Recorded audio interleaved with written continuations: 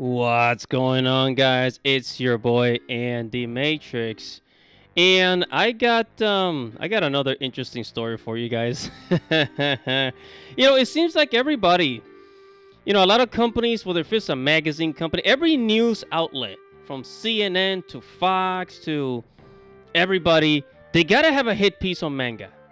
They gotta have a hit piece on manga and anime because it is trendy, it is popular, and they can't criticize their Western cartoons anymore like The Simpsons, or God forbid something like Big Mouth, which is absolutely disgusting, and they do more disgusting things, than anime.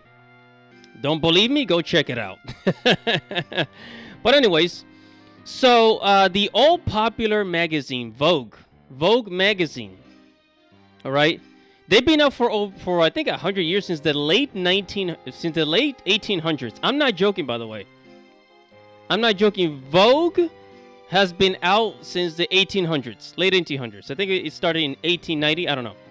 But anyways, let's go ahead and see what they have to say about anime and manga. But guys, before we get started, make sure to subscribe to the channel, hit that notification bell for future notifications. I talk about anime, manga, video games, geek culture, Japanese culture. If you're into any of that stuff, make sure to subscribe. Now on with the show.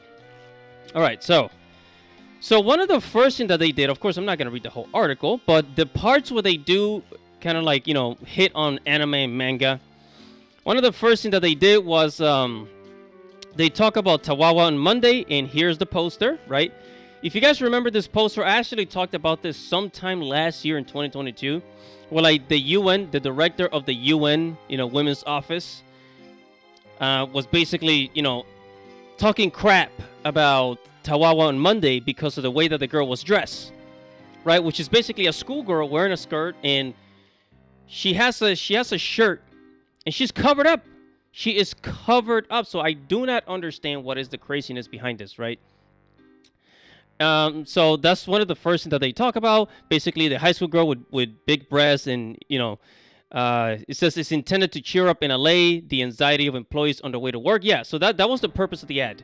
So as people walk by, it's supposed to cheer people up. Hey, but I don't know.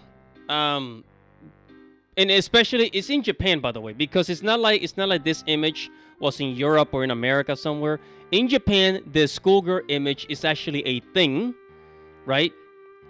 So, again, they're criticizing something that they don't understand. But anyways, another thing that they said about anime and manga, it says, the popularity of Japanese animation and manga, with its high quality and wide variety of genres, has taken by the world by storm, with the first Japan Expo held in Paris in 2000s. That's right. And in anime conventions held in the United States and throughout Asia, in the context, Fair Planet, known for its human rights journalism, states that now that the popularity of anime has spread throughout the world, this is not just a problem in Japan. Really? It's not just a problem in Japan. So, okay, here's the thing. One of the main arguments that these ridiculous outlets have is that manga and anime, they somehow trigger child abuse, like it promotes child abuse or something. Like, for example, when Vice did that hit piece on manga in Japan, they went to Japan and interviewed all these manga artists that did manga about underage kids, right? They were saying that it's because of this that abuse towards children in Japan was happening. That is because of manga, because of CP manga, right? But all of the charts in the statistics and the police reports say otherwise. That is one of the minor things why child abuse happens. And actually, this is kind of like a universal thing. But a lot of child abuse actually happens in the family, right? Something happens in the family, or usually happens in school, right? But they always try to portray manga as something that's for like incels or like child predators. Anyways, one of the other things that they said about manga says in Japanese manga and anime, underage female characters are sexualized, career women become villains, and there are many sexist themes such as scenes of sexual assault that are allowed as an expression of affection. They explain, in addition, citing an example from 2017 study shows that that it is clear that anime and manga, which often reflect deeply entrenched genre stereotypes, promote sexist perspectives in the population. They also point out that hypersexualization of female characters in Japanese anime and manga has contributed to Asian female fetishizing by the West. Okay, first of all, this whole thing about fetishizing Asian women has been around before anime and manga became popular. I remember in the 2000s, yeah, when I was not even a teenager, every time I see an Asian woman, I'll be like, oh my gosh, she is so pretty. So while a lot of my other friends were like, oh, like Chinese women are ugly or something, I was actually absolutely amazed by their beauty. So this whole Asian fetish has been happening for freaking decades. Don't blame anime or manga on this crap.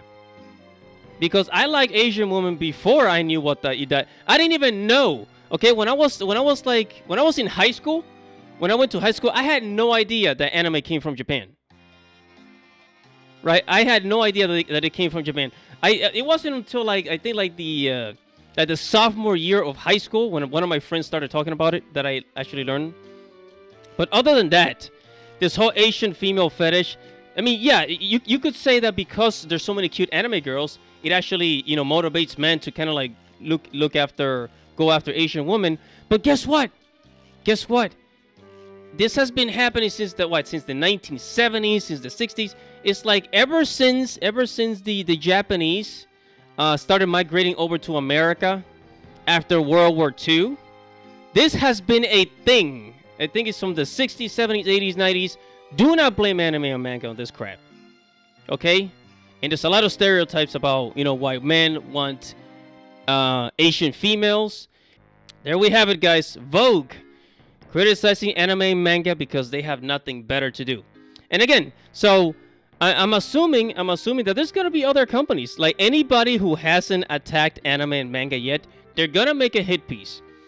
Whether if it's, I don't know, the Epic Times or some other news outlet out there, they're gonna make a hit piece on anime and manga because of whatever, right? People that don't understand the culture, they have a lot to say about it. Okay, whatever. And whatever your thoughts are, make sure to comment below, like this video, subscribe to the channel, hit the notification bell for future notifications. It's your boy, Andy Matrix. Thank you for watching, listening. Godspeed, baby.